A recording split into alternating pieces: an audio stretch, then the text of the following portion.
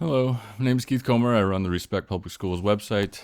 I'm doing a short video today, sort of short, about the study that Lifewise Academy, the release time religious instruction program that is spreading across the country, is using to try to persuade legislators, school boards, churches, other community members, and parents that Lifewise Academy has a positive impact on the public schools.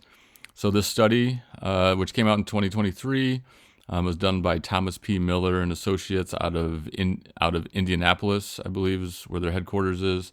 The study was commissioned by Lifewise. It was paid for by Ambassador Enterprises, which is a private equity firm which has financially supported Lifewise for many years.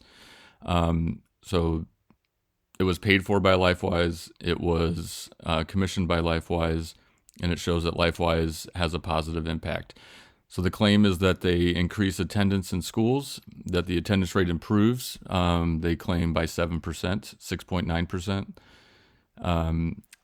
And that is not true. I looked at the Ohio Department of Education and Workforce, has several dashboards where you can download the attendance rate. They do it in several different ways. You can get the overall, you can get the satisfactory attendance rate, because we don't want a bad attendance rate. You can get the chronic absent rate. So I looked at the satisfactory attendance rate and the chronic absentee rate. And for the satisfactory rate, it went up by 2.15% for the 510 schools in Ohio that had Lifewise from 23 to 24. It went up for all the other schools in Ohio by 2.13% for schools that did not offer Lifewise. So statistically, there was no significant difference. The chronic absentee rate for schools with Lifewise, that improved by 1.02% for Lifewise schools, and it improved by 0.99% for schools that did not have Lifewise. So 0.03 of a percent. So not a significant difference, statistically not relevant. So removing students for an hour every day did not increase the attendance rate of any of these schools.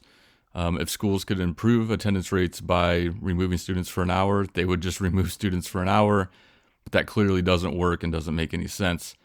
Lifewise also claims that the behavior improves, and the stat that they use is in-school and out-of-school suspension rates. So they claim that they're improved, and the data that they looked at was 2018 to 2022.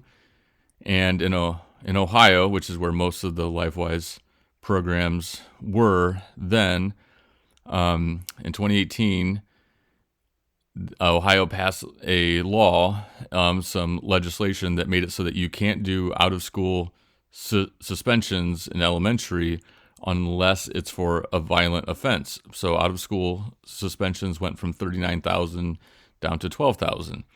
So you have, almost a threefold decrease in them, and that just happened to be the time period that Lifewise was looking at. So clearly that those dropped. So Lifewise got to claim that they dropped, not because of what Lifewise did, but because of what the state and schools did.